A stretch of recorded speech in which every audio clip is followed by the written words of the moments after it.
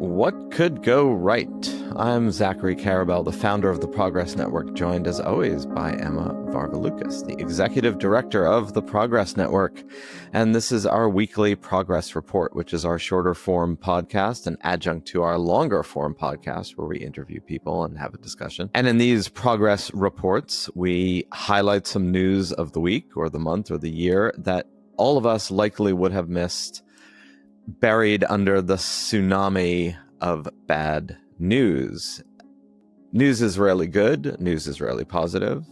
Good news does not attract the same attention as bad news. So it has been, and likely so it ever shall be. But our endeavor here is to say, hey, wait a minute. In spite of all of the things that are going wrong, there are a few things that are going right. And some of the proof points of things going right is some news of the world where things are, in fact, yes, going right. And so Emma Varvaloucas and her team at the Progress Network spend their days zealously combing the planet for stories that illuminate the better angels of human nature, rather than focusing on all the bad things that humans do, which we tend to focus on daily, if not hourly, if not minutely. Can you say minutely, Emma? I don't think minutely is a word. And we wouldn't say minutely because that doesn't make any sense either. So tell us, ye who are the Lord of all good news things, what have you found this week? The Lord? Can I say the Lord? The master, the mistress, the prima inter pares, the empress, the Empress one, is good. the creator, I don't know, whatever. Definitely not master, but I will take the Empress. I like that Okay. one. Okay. So let's start with Ireland. Let's give Ireland some credit for joining a small but mighty group of European countries that have completely ended coal power generation. So Wow. it is a short No more list. coal in Ireland. No more coal in Ireland. The United Kingdom was the last to do this in 2024. And there is also maybe not slew. A slew is maybe too strong of a word, but there are other countries set to follow Ireland's lead. Greece in 2026, Slovakia, Spain, and Italy later this year. France and Hungary in 2027, and Denmark in 2028. So we'll see how that goes. But the EU is definitely making a concerted effort to say adieu to coal forever. Say adieu to coal sounds like a, I don't know, bumper sticker, t-shirt, something like that. And the United States was heading in that direction. I know the Trump administration doesn't want it to. I mean, mostly because natural gas and some renewables are cheaper, easier, cleaner, all that. So we'll see how long that takes for the United States. But coal still is double-digit percentages of U.S. energy production, something like 15%. But that's down massively from even 10 or 12 years ago. So the United States is certainly heading in a similar direction, albeit at a slower and more free market pace rather than a government mandated pace. You might say that we're puttering along with our coal phase out. You might say that we're puttering along. No, what you say is true. Let's stay in the US, not talk about coal, but talk about synthetic food coloring. This one is for fans of RFK Jr. If there are any that listen to our podcast. Some really big US food brands, Kraft Heinz, General Mills, Pillsbury, Nature Valley, and Yoplait are among them, have announced that they are going to remove all synthetic food coloring from all of their products by the end of 2027. Some of them have earlier timelines for specific realms of their products, like they're taking it out of kids' food earlier and things like that. But they're all going to reach complete elimination by 2027. And that is, in fact, due to increased scrutiny from RFK Jr.'s Department of Health and Human Services. But also, and I didn't quite realize this, there are bans fomenting in nearly half of the states anyway. So it's actually also a state-led effort to get rid of these synthetic food dyes. It's so weird. I think I remember when Yoplait became a major brand, and somehow I thought at the time, maybe because it sounded French or maybe it was the way they marketed, that it was a healthy brand of yogurt, which is just so untrue. I mean, it's delicious, but healthy would not exactly be in the top three things that you would use to categorize Yoplait. It's funny because I had the exact same reaction about Nature Valley. I eat their granola bars, and I was like, there's synthetic food dye in Nature Valley products. You're called Nature Valley. I mean, clearly I was duped by some good marketing there. Absolutely. I think you were mistaking that dyes can actually reside in a natural valley. Wow. I mean, natural dyes could reside in a natural valley. That's right. So for all you know, it's the natural dyes in Nature Valley. Yeah, I was struck by that too. And the Texas was so aggressive about this. Like this is one of the subcurrents. There is actually, maybe we should focus on this in a longer episode, but the whole MAHA movement, Make America Healthy Again, like there's a lot to that one it's been a long time coming. America is amongst the least healthy eaters in the world. Now that partly is because we have a lot of cheap calories. And it is definitely true that a lot of the rest of the world is getting progressively less healthy as well, i.e., in terms of food consumption, a lot of the rest of the world is becoming much more American, higher rates of obesity, more junk food, more sugar, more processed. So there's a convergence, an unfortunate convergence around the world as the world becomes more affluent and more generally middle class. It's actually eating on aggregate probably a bit less well. But that aspect of the Trump movement and of RFK Jr. is likely to be a very positive one in the focus on diet, focus on additives. We've had these waves in the United States. We certainly had them in the 70s. A lot of the food labeling is now very familiar to us. Just breaking down the food that we eat with labels comes out of that. People should know what they're eating and be attentive to it. But we should at least genuflect for a brief moment that there are some constructive things coming out of this administration. Yeah, and actually, I think we are going to talk a little bit. I don't want to make promises, but I think that we do have an episode planned for August in which we are going to touch on some of this MAHA movement stuff. So stick with us throughout the summer, and we'll get an expert on here to tell us more about the good parts, the bad parts, the medium parts, all the parts. All the parts. Let's stay in the US.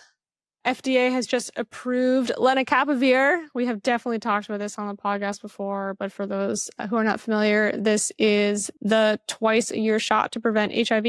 Right now, if you want to have effective HIV prevention, you need to take a pill once a day. Obviously, a lot of people would much prefer to get a shot twice a year than take a pill once a day, or even remember to take a pill once a day. It's about the same cost right now, or will be around the same cost as those daily PrEP pills in the US. But Gilead has inked deals with generics to be produced abroad in 120 low-income countries. It is not everywhere where it needs to be, or will not be everywhere it needs to be. Some of the countries that it doesn't have deals with yet are countries that have high HIV incidence, and there's a push to make it even cheaper than what they're currently offering it for. But this is the first step in really getting it out to the world because the US is going to approve it first. It's an American product. European approvals are going to follow next, and then all of the rest of the international approvals are going to follow after the European ones. So, I mean, this is a kind of one of those silver lining moments on a kind of dire situation going on after the cuts to USAID and the HIV and international aid scene. It's kind of unclear how much of PEPFAR or any of PEPFAR is being cut or was cut.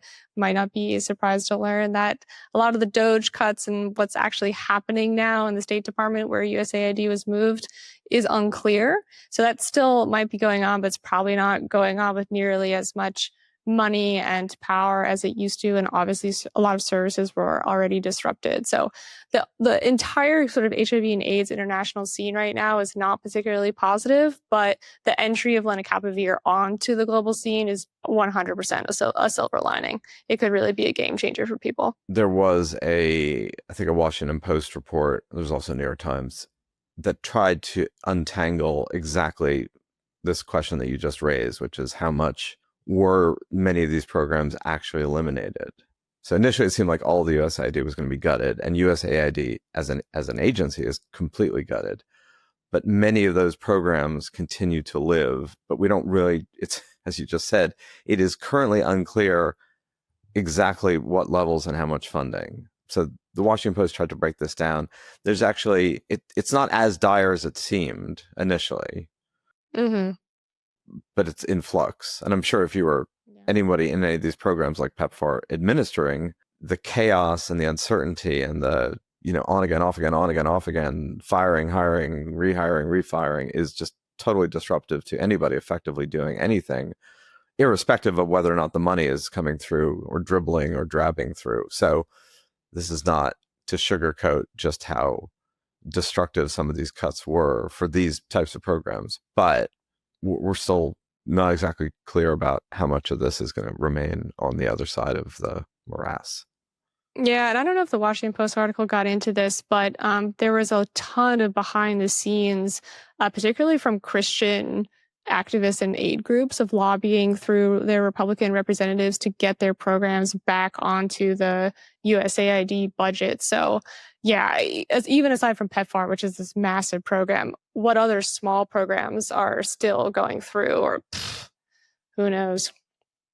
Who knows? Let's do a last one about the US before we go. Obviously, people are going to be aware of many of the high profile aviation incidents in the last year, near misses on runways and taxiways.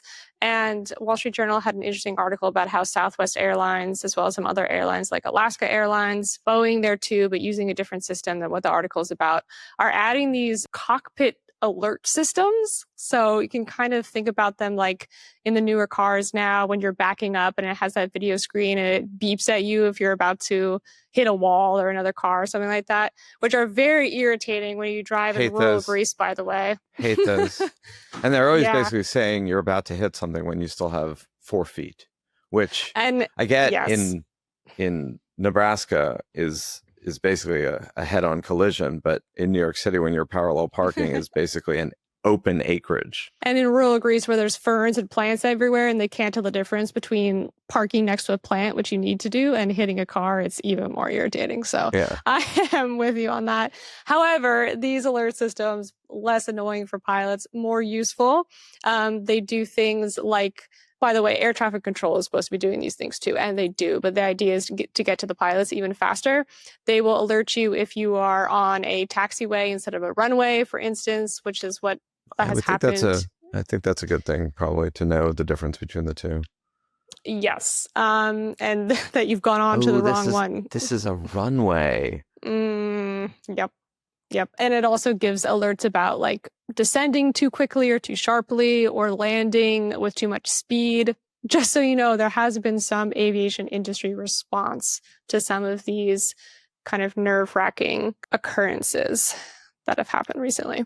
Good to know. Although even so, right, aviation, flying remains astonishingly safe relative to other machine modes of transport. I mean, it's safer than helicopters, safer than driving, certainly safer than certainly safer than SpaceX rockets. Not knocking SpaceX rockets, just they do blow up.